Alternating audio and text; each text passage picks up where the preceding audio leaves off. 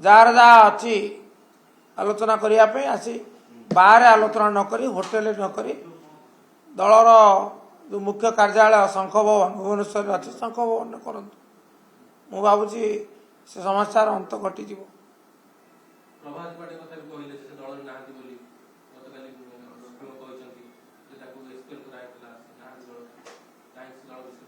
गतकाली मु तो थी जहाँ सभापति घोषणा कले से कहले सी दल ना सभापति कथा काली श्रीयुत पट्टनायक कहले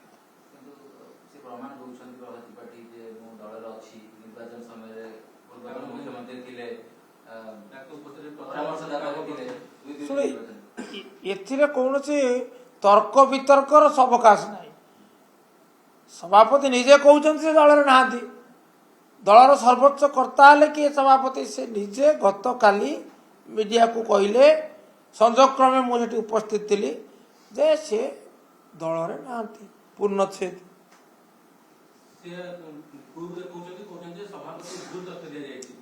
से संक्रांत अधिक कहवाई मु अक्षम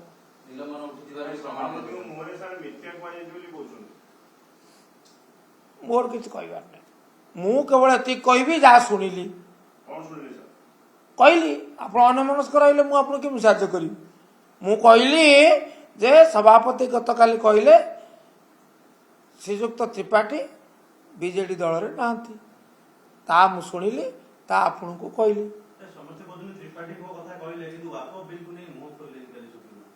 पचार पचारे से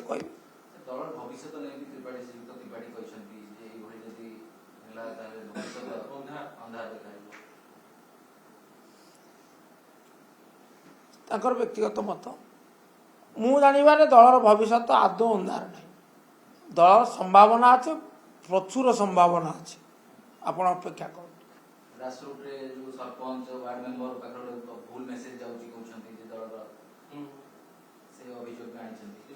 संशोधन कर संशोधन कर संशोधन आप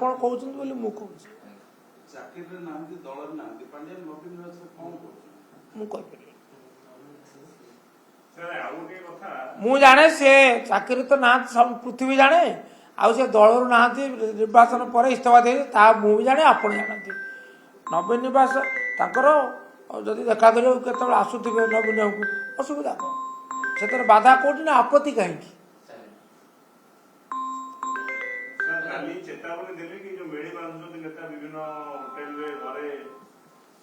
हाँ ता परोक्ष चेतावनी नुह से कहले आई स्ट्रांगली डिसअप्रूव मुझको ना पसंद करे चेतावनी नुह कौन एवं परामर्श भी देले जे आपण माने आसी किसी आलोचना परस्पर भितर थिले आपण आसिक आलोचना को शंख भवन में बसी आलोचना करूँ नवीन पट्टनायक जो कथा कहया परे ये जो मेडी थमिबो ना पुनी समान तो कोना पुनी आउतरे बसिबु मेडी करिबु से जो माने मेडी करतले मु तो समान सहित नथिली तेणु मु भाबुची समान अनेक अभिज्ञता दर अछंती समान कथाटा गुरुत्व भाव नेबे ना नेबे सर ये सीधा साहब वाकआउट इन संपर्क रे सभापति सचिव स्पष्ट करंतु तांको की निर्देश दे स्पष्ट करूँ सचिव तो मो पाखे ना स्पष्ट करवा जरूरी मुझे एकाधिक बार कथा कही he has to clarify he owes an explanation to BJD he owes an explanation to the people of the state you are right मु आप कहमत please ask him contact him if it not in Bhubaneswar where is he send your teams जे बोले clarify न आछि घटना टिक अधिक गोलमालिया होनी गोटे क्लैरिफाई जे आसे सस्पेंड तो क्लैरिफाई दे दियंते किबा दल ताको क्लैरिफाई मागी दियंता गोटे सब क्लियर हो जाता आपण सहित एकमत कि आपण ताको भेटी जानिबे ना मु तो ताको तरफ कहि परिबे नै क्लैरिफाई मगा जाता सस्पेंड पात्र को जेमति आपण जो नेता लिखिजंती नॉर्मल जो क्लैरिफाई मगा जाऊ यदि दल पत्र मगा जाता ताले सब क्लियर हो जाता जेतोल दल नेता मान लिखिजंती सभापति को ता ऊपर किछि विचार करिवे ନିଶ୍ଚୟ କରିବେ, ନିଶ୍ଚୟ କରିବେ। ବିଳମ୍ବଟା ଅଧିକ ଗୋଳମାଳିଆ କରୁନି? ବିଳମ୍ବ ଯେହେତୁ ହଉଛି ଗୋଳମାଳିଆ ବଢୁଛି। ବିଳମ୍ବ ଆଉ ହବନି ବୋଲି ଭାବୁଛି। ସାର୍ ଇଏ କହୁଛନ୍ତି ନେତା ୱାକଫ ବିଲକୁ ପ୍ରସଙ୍ଗକୁ ଏଡେଇବା ପାଇଁ ପ୍ରଭାତ ତ୍ରିପାଠୀଙ୍କ ୱାକଫ ବିଲ୍ ପା ଆପଣମାନେ ଏଡ଼େଇ ଦେଉଛନ୍ତି। ଆଜି ପର୍ଯ୍ୟନ୍ତ ୱାକଫ ବିଲ୍ରେ କ'ଣ ଅଛି ସେ ସଂକ୍ରାନ୍ତରେ ଆଲୋଚନା କରିବାର ସୁଯୋଗ ଆପଣ କଲେଣି? ବିଜେଡିର ଭୂମିକା ନେଇକି ଆପଣ ଆଲୋଚନା କରୁଛନ୍ତି, ସେଟା ଭୁଲ ନୁହେଁ, ସମ୍ପୂର୍ଣ୍ଣ ଆପଣଙ୍କର ଅଧିକାର ଭୁକ୍ତ। କିନ୍ତୁ ତା ସହିତ ମୂଳ ପ୍ରସଙ୍ଗରୁ ଆପଣ ଦୂରେଇ ଯାଉଛନ୍ତି। ସେଥିପାଇଁ ମୋର ଆପଣଙ୍କୁ ନିବେଦନ ଥିଲା ଯେ ଆପଣ ଏଇ ପ୍ରସଙ୍ଗକୁ ନେଇ ତର୍କର ଆଲୋଚନାର ଗୋଟେ ସୁଯୋଗ ସୃଷ୍ଟି କରନ୍ତୁ। People should be inform. ବିଜେଡିର ଭୂମିକା କଥା ଚର୍ଚ୍ଚା ହଉଥିଲା ବେଳେ ସଭାପତି ସେ ପ୍ରସଙ୍ଗରେ ଡକେଇକି ପ୍ରଭାତ ତ୍ରିପାଠୀ ପ୍ରସଙ୍ଗକୁ ଆଣି ଡାଇଭର୍ଟ କରିବାକୁ ଚେଷ୍ଟା କରାଯାଉଛି। ସେଟା ଆପଣଙ୍କର ବ୍ୟାଖ୍ୟା, ମୋର ନୁହେଁ। ପ୍ରଭାତ ତ୍ରିପାଠୀ କହୁଛନ୍ତି। ପ୍ରଭାତ ତ୍ରିପାଠୀ କହୁଛନ୍ତି, ତାପରେ ମୁଁ କ'ଣ କହିବି? ମୁଁ ତା ହିଁ କହିବି ଯାହା ସଭାପତି କହିଲେ ମୁଁ ଶୁଣିଛି। ମୁଁ ତା ହିଁ କହିବି ସଭାପତିଙ୍କର ବକ୍ତବ୍ୟ ମାନେ ରେ ଆମର ଭୂମିକା କ'ଣ, ଆଉ ମୁଁ ତା ହିଁ କହିବି ତାହା କେତେ ଦୂର ଦଳ ପକ୍ଷେ ହିତକର। ପ୍ରଭାତ ତ୍ରିପାଠୀ କହିଛନ୍ତି ମେ 29 ଘଟଣାରେ ସେ ଦଳକୁ ବଞ୍ଚାଇବା ପାଇଁ ପ୍ରୟାସ କରିଥିଲେ ବୋଲି ନିଜେ ପାଣ୍ଡିଆନ ପ୍ରଶଂସା କରିଛନ୍ତି ଏବଂ ପୂର୍ବତନ ମୁଖ୍ୟମନ୍ତ୍ରୀ ମଧ୍ୟ ଏ କଥା ସେ ଦଳର ବରିଷ୍ଠ ସଭ୍ୟ ନିଶ୍ଚୟ କରିଥିବେ। ସେ କ'ଣ ମିଛ କହୁଛନ୍ତି? କରିଥିବେ। ଆଉ ମୁଁ ତ ସେତେବେଳେ ନଥିଲି, ଦୂରରୁ ଥାଇ ଦେଖୁଥିଲି। କରିଥିବେ, ନିଶ୍ଚୟ କରିଥିବେ। ଆଜ୍ଞା, ସବୁ ପରେ ଘଟଣାର ଏଣ୍ଡ କ'ଣ ଆପଣ ଦେଖୁଛନ୍ତି? ବର୍ତ୍ତମାନ ଯୋଉଭଳି ଚାଲିଛି ଦଳରେ, ଆର ଏଣ୍ଡ କ'ଣ? ଯେତେବେଳେ ଆମର ଗଣମାଧ୍ୟମ ଇଏ ପ୍ରସଙ୍ଗରୁ ଭିନ୍ନ ପ୍ରସଙ୍ଗକୁ ଯିବ, ସେଇଠି ପରିସମାପ୍ତି ଘଟିବ। ଆଉ ଯେତେବେଳେ ପର୍ଯ୍ୟନ୍ତ ଆପଣ ଏଇ ପ୍ରସଙ୍ଗକୁ ଜାବୁଡ଼ି ଧରିଥିବେ ସେ ପର୍ଯ୍ୟନ୍ତ ଆର ପରିସମାପ୍ତି ନାହିଁ। କିନ୍ତୁ ଦଳ ସାର୍ କ୍ଲାରିଫାଇ ଦେଲେ କମିବନି? ଦଳ କ୍ଲାରିଫାଇ କରିବା ଦରକାର ଯେ ସସ୍ମିତ ପାତ୍ରକୁ କି ନିର୍ଦ୍ଦେଶ ଦେଇଥିଲେ, ସେ ଦଳ କ୍ଲାରିଫାଇ ନ କରି କଲା ପର୍ଯ୍ୟନ୍ତ ଏ ପ୍ରସଙ୍ଗ ରହିବ। ଆପଣ ଦଳ ଶୁଣନ୍ତୁ, ଇଏ କଥାରେ ଯୋଡ଼ିଏ କଥା। ପ୍ରଥମ କଥା ହେଉଛି ଦଳ ସ୍ପଷ୍ଟୀକରଣ ଦେଲେ ଅନ୍ତ ହେବ ବୋଲି ଆପଣ କହୁଛନ୍ତି। ଯିଏ ସ୍ପଷ୍ଟୀକରଣ ଦେବା ପାଇଁ ଅଧିକାର ପ୍ରାପ୍ତ, ଆପଣ ତାଙ୍କୁ ଏ ପ୍ରଶ୍ନ କରୁଛନ୍ତି? କରୁନାହାନ୍ତି।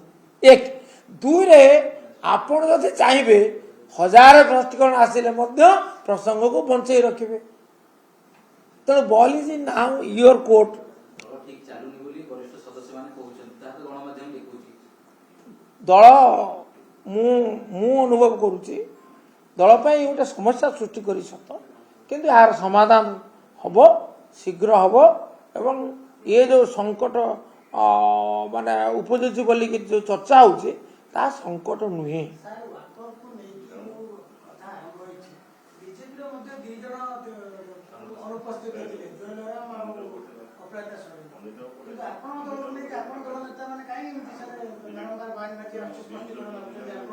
ଆପଣ ଜାଣିଥିବେ, ମୁଁ କହିପାରିବି।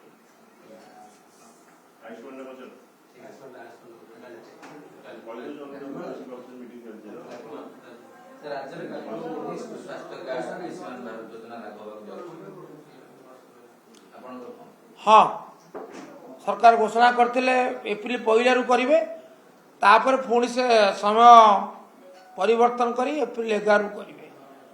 ସରକାରୀ ଭାବରେ ସବୁ ଜିଲ୍ଲାରେ ଆକୁ, ସବୁ ଜିଲ୍ଲାରେ କାହିଁ, ସବୁ ଯେଉଁ ସବୁ ଆମର PSC ଅଛି ସେ PSC ମାନଙ୍କରେ କରାଯିବାର ନିଷ୍ପତ୍ତି ହେଇଛି। ଆମକୁ ମଧ୍ୟ ନିମନ୍ତ୍ରଣ କରାଯାଇଛି।